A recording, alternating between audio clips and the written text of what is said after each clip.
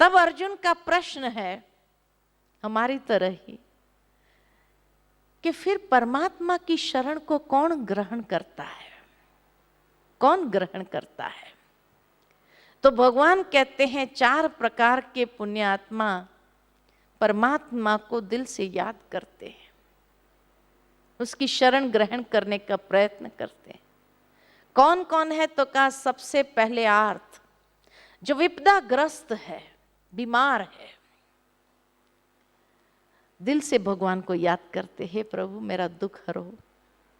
उस वक्त वो जैसे बुद्धि से उस परमात्मा की शरण में जाने का प्रयत्न कर रहे होते हैं। दूसरे प्रकार के लोग अर्थार्थी, बिजनेस करने वाले, रोज सबसे पहले दुकान खोलेंगे, लक्ष्मी जी की पूजा जरूर करेंगे, गणेश जी की पूजा करेंगे। लाभ की इच्छा रखने वाले कि आज बहुत अच्छा कोई ग्राहक आ जाए और आज बहुत अच्छी कमाई कर लूं मैं। तीसरे प्रकार के लोग हैं जिज्ञासु, जो ज्ञान की जिज्ञासा रखते हैं, वो भी बहुत प्यार से ईश्वर को याद करते हैं। और चौथे प्रकार के लोग हैं ज्ञानी, जो आध्यात्म को यथार्थ जानने का प्रयत्न करना चाहते हैं। आध्यात्म क्या है उसको समझना चाहते हैं। ये 4 प्रकार के पुण्य आत्मा है जो ईश्वर की शरण को ग्रहण करता है और उसकी शरण में सबसे पहले जाकर के अपने दिन को आरंभ करता है। बाकी सबका हाल क्या होता है? तो भगवान कहते हैं निसंदेह ये सब श्रेष्ठ भाव वाले ही है, परंतु उसमें भी जो परम ज्ञानी और परमात्मा प्यार में समाया हुआ है वह सर्वश्रेष्ठ है, क्योंकि मैं उसे अत्यंत प्रिय हूं और वो मुझे अत्यंत प्रिय है। भगवान कितने कॉन्फिडेंटली ये बात कहते हैं, मैं उनको प्रिय हूं और वो मुझे प्रिय है। उसे मैं अपने समान मानता हूं, क्योंकि वह निश्चय बुद्धि होकर मेरी मत में स्थित रहता है। जो मैं कहता हूं उसको फॉलो करता है, उसको आत्मसात करता है।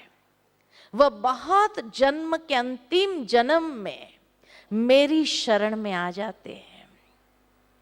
ऐसा महात्मा बहुत दुर्लभ है, अत्यंत दुर्लभ है। हर कोई नहीं आ सकते हैं, हर कोई उसकी शरण में नहीं जा सकते। बहुत दुर्लभ है ऐसे महात्मा जो इतना ईश्वर से प्यार करते और भगवान भी उसको इतना रिस्पेक्ट देते हैं कि अपने समान उसको मानते हैं। आप सोचो ये इज्जत ईश्वर द्वारा प्राप्त करना कितनी सौभाग्य की बात होगी कि जब ईश्वर से जो प्यार करता है ईश्वर भी उनको इतना ही प्यार करता है। एक बहुत सुंदर बात याद आती है कि एक बार एक लड़का था, सारी गायों को ले जाता था, गैया को घास खिलाने के लिए, और एक खुला मैदान आता था तो छोड़ देता था। सारी गायें घास खा रही होती थी और वो निश्चिंत होकर के कहीं पेड़ के ऊपर या पेड़ के नीचे बैठता था। सारा दिन अकेला होता था, क्या करता है? तो मन ही मन भगवान से बातें करता रहता था। तो एक दिन जब वो गायों को लेकर के गया, गायों को खुले में छोड़ दिया और फिर एक वृक्ष के नीचे बैठ गया, गायों को देखते हुए उसके मन में विचार आया, जैसे मैंने ये गायों को छोड़ दिया, हर एक अपना अपना घास खा रही है, अपना कर्म कर रही है, और मैं यहां साक्षी होकर के बैठा हूं, उनको देख रहा हूं। ऐसे ईश्वर ने भी हमें इस संसार में छोड़ दिया है। हर कोई अपना अपना कर्म कर रहा है। अब वो भी मेरी तरह कहीं बैठा ही होगा, देख रहा होगा। तो मन ही मन भगवान से बातें करता है और कहता है, हे प्रभु, तू भी कहीं अकेला बैठा होगा, मैं भी यहां अकेला बैठा हूं। अब मुझे तो पता नहीं तू कहां है, लेकिन तुझे तो पता है ना मैं यहां हूं। क्यों नहीं थोड़ी देर के लिए आ जाए, बैठेंगे, बातें करेंगे, गपशप करेंगे, टाइम पास करेंगे। अकेला अकेला बड़बड़ा रहा था। उतने में वहां से एक पंडित जी गुजर रहे थे। पंडित जी ने देखा कि ये लड़का अकेला अकेला बड़बड़ा रहा है। पूछा, ये लड़का किससे बात कर रहा है? लड़के ने कहा, किसी से नहीं। अरे तू बड़बड़ा रहा है, किससे बात कर रहा है? लड़के ने कहा, बस भगवान से बातें कर रहा था। पंडित जी ने कहा, अच्छा, हमें भी पता चले तुम क्या बात कर रहा था।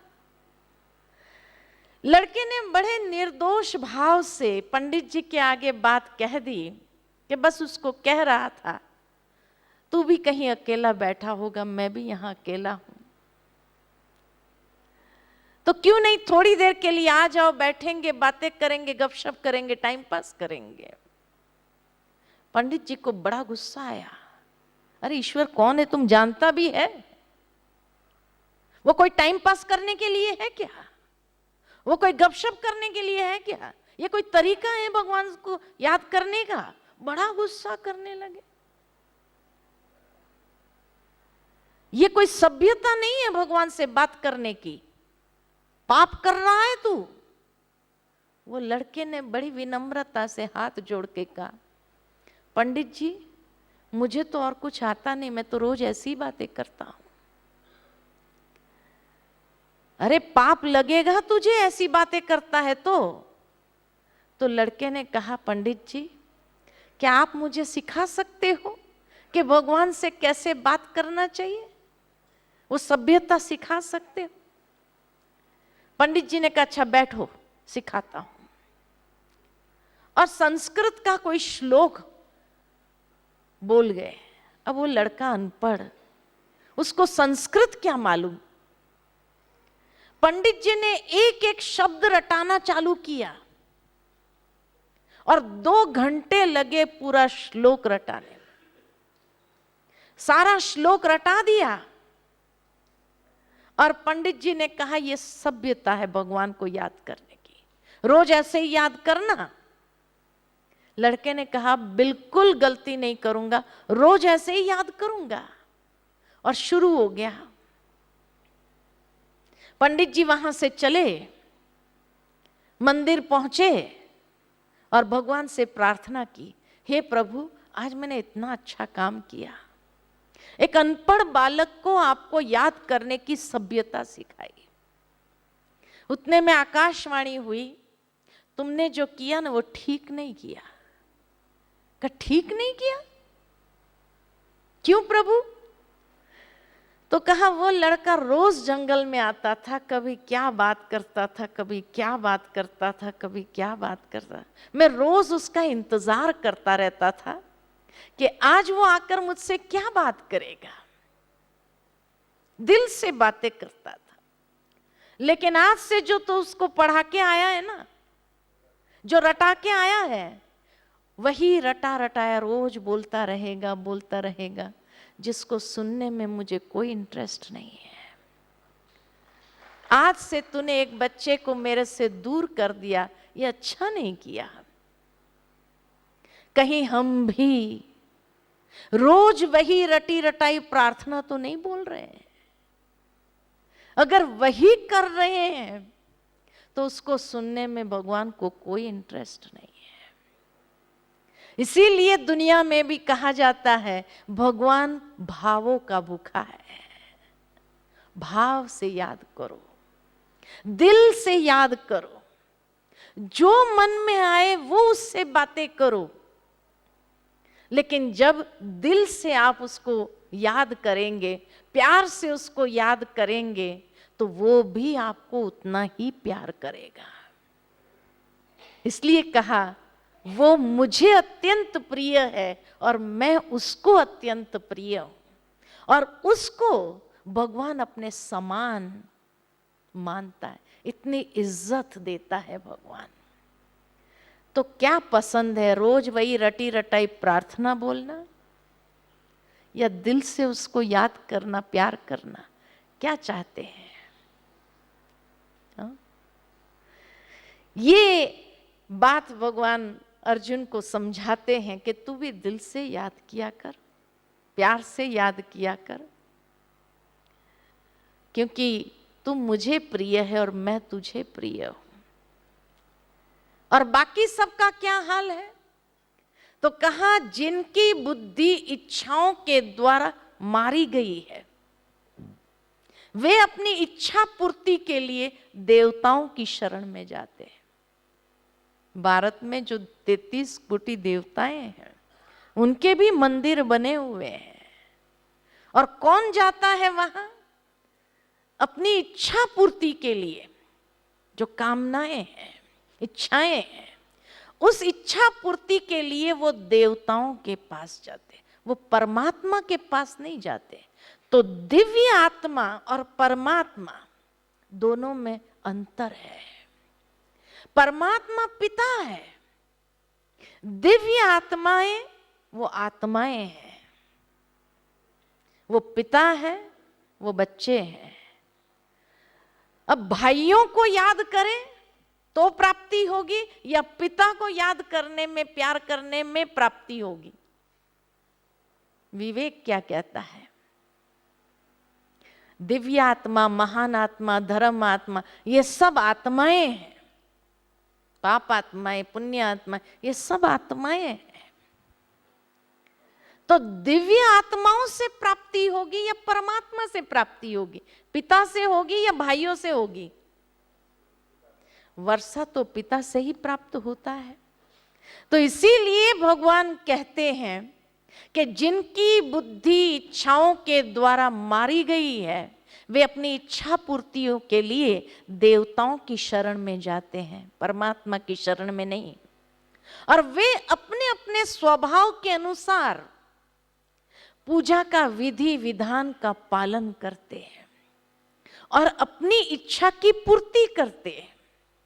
किंतु समझने की बात है, किंतु वास्तविकता तो यह है कि ये सारी प्राप्ति मेरे द्वारा ही है, वो देव आत्माएं नहीं करा रही है।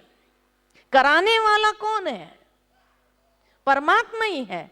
अल्पज्ञ बुद्धि वाले व्यक्ति देवताओं की पूजा करते हैं तो प्राप्त होने वाले फल भी सीमित और क्षणिक होते हैं।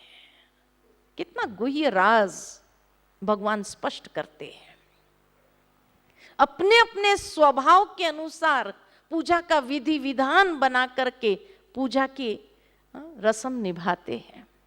भावार्थ ये कि सात्विक स्वभाव के जो व्यक्ति है, उसका पूजा का विधि विधान क्या होता है?